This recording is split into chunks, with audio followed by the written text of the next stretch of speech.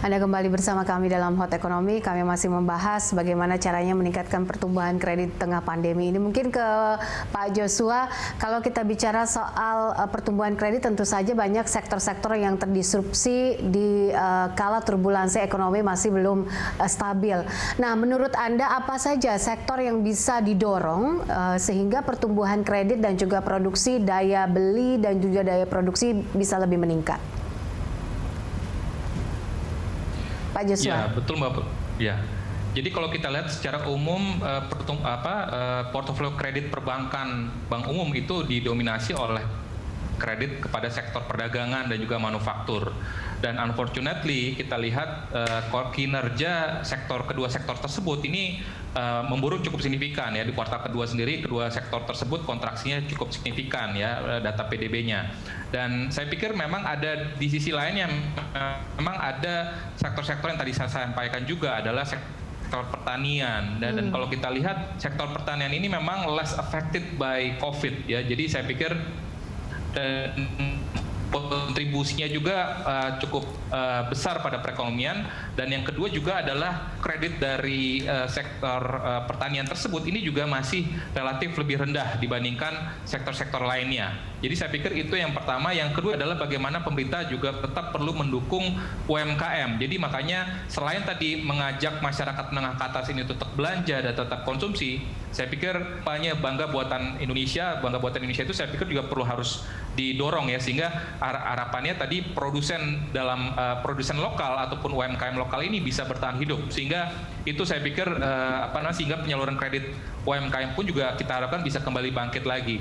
Yang ketiga mungkin adalah sektor dari sisi informasi komunikasi, dan ini kalau kita lihat ini sektor tersebut masih bisa tumbuh membaik bahkan dibandingkan kuartal pertama ya, di kuartal keduanya.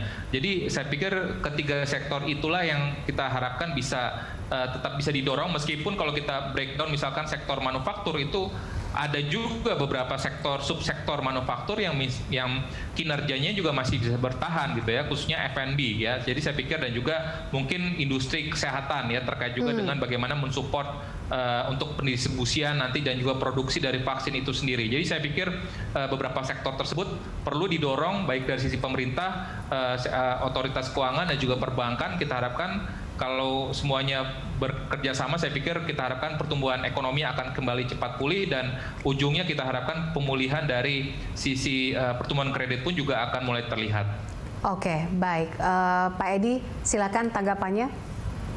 Ya, setuju dengan semua yang disampaikan, tetapi memang itu kalau dari sisi pemerintah ya, kita percayalah dari pihak perbankan itu tahu gitu ya, bagaimana cara untuk menyalurkan kredit, mana yang masih aman, mana yang berisiko tinggi. Kita percaya bank atau perbankan bisa menilai, dan kita juga memang pemerintah tidak ingin memaksa bank, karena di satu sisi memang kita sadar bahwa ada persoalan di permintaan terhadap kreditnya. Di sisi lain kan juga bank harus memikirkan kesehatannya sendiri. Ini pemerintah juga mesti menunggu kan, yang kita masih tunggu dengan harap-harap cemas itu kan tahun depan, sekitar April 2021 ketika periode restrukturisasi kredit itu berakhir. Nah, itu nanti akan ketahuan kan, apakah kredit yang direstrukturisasi itu jadinya macet beneran atau jadi lancar. Nah, itu nanti tantangan terbesar dari perbankan ada di sana. Nah, oleh karena itu, untuk menuju ke sana, saya kira perbankan memang harus mulai lebih proaktif gitu ya, seperti yang disampaikan oleh Pak Joshua ya, untuk mengidentifikasi dan menyalurkan kredit untuk sektor-sektor yang masih bisa tumbuh dengan baik. Karena dalam situasi seperti ini, saya setuju dengan yang disampaikan oleh Pak Joshua, memang masih ada sektor-sektor yang masih bisa tumbuh, khususnya pertanian, kemudian perdagangan retail yang online dan sebagainya. Nah, itu saya kira kalau teman perbankan bisa lebih proaktif, saya kira akan bermanfaat bukan hanya buat perbankan tetapi juga untuk dunia usaha. Tetapi sekali lagi semuanya kuncinya itu di sektor, kalau di sektor real ya, itu kan tadi kita bicara pasar finansial ya, itu kan terkait dengan pasar di sektor real. Di dunia usaha, di konsumen, kuncinya adalah di pengendalian COVID. Kita selalu dari pemerintah berkali-kali menekankan kan bahwa constraint-nya itu adalah pengendalian COVID. Kalau kita bisa mengendalikan COVID dengan baik, maka perekonomian akan kembali bergerak dan dunia usaha kembali bergerak, kredit perbankan juga akan kembali tumbuh. Jadi semuanya konsentrasinya adalah di pengendalian COVID. Oleh karena itu kita ingin kerjasama semua pihak, ya tentu saja yang pertama pemerintah yang menjalankan tugasnya, kita ingin peran serta masyarakat untuk bersama-sama mengendalikan COVID karena kuncinya di situ. Dan masalah kita kan dari kemarin memang itu. Jadi kalau kita bisa mengendalikan COVID dengan baik, dunia usaha akan bergerak kembali, kredit juga akan tumbuh lagi. Oke, terakhir mungkin Pak Joshua, kalau kita bicara soal proyeksi untuk hingga akhir kuartal 4 2020 ini, proyeksi dari pertumbuhan kredit kita seperti apa?